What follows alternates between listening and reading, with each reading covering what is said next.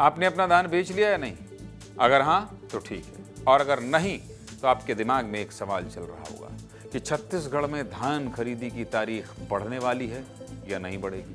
आपकी तरह ही प्रदेश के लाखों किसानों के दिमाग में एक ही सवाल चल रहा, जिनके धान अभी तक नहीं बिके, क्योंकि इन किसानों को चिंता हो रही है कि आने वाले समय में कहीं धान खरीदी बंद हो गई तो धान कैसे बेचेंगे।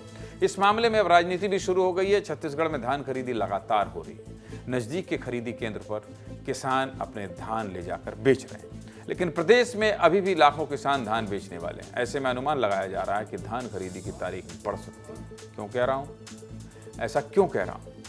ऐसा सबसे पहले आंकड़ों के जरिए आपको समझा देता हूं। देखिए, छत्तीसगढ़ में 15 नवंबर 2025 से धान खरीदी शुरू हुई। 22 जनवरी तक 125 लाख मीट्रिक टन खरीदी की गई है, जिसमें 23,481 किसानों से धान लेकर 29,597 करोड़ रुपयों का भुगतान किया गया।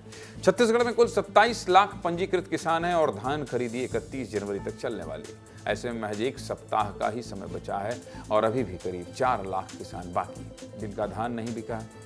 साथ ही धान खरीदी का लक्ष्य 160 लाख मीट्रिक टन रखा गया, जिसको पूरा करने में करीब 35 लाख टन बाकी है। दूसरी तरफ मंत्री केदार कश्यप ने भी जरूरत पड़ने पर तारीख आगे बढ़ाने की बात की। 120 लाख मीट्रिक टन धान वर्तमान स्थिति तक खरीदी हो चुकी है और अभी एक हफ्ता बाकी है और एक हफ्ते के भीतर में और भी जो हमारे जिन क्षेत्रों में जहाँ पर किसानों को टोकन कटा है और जो कहते हैं जिनका धान का बाकी है उनका भी धान खरीदने की प्रक्रिया प्रारंभ है। और मुझे लगता है कि और आंकड़ा बढ़ेगा की आवश्यकता देखेंगे कि धान खरीदी की डेट और बढ़ाने की आवश्यकता होगी तब बढ़ाएंगे।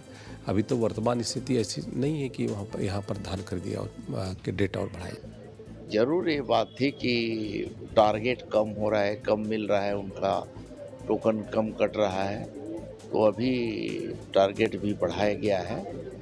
जो संग्रहण केंद्रों में जितनी मात्रा खरीदी करना था उससे उसका भी वृद्धि किया गया है। मैं ऐसा मानता हूं कि 31 तक किसानों का जो उनके पास धान है वो सभी का खरीदी व्यवस्थित तरीके से हो जाएगा।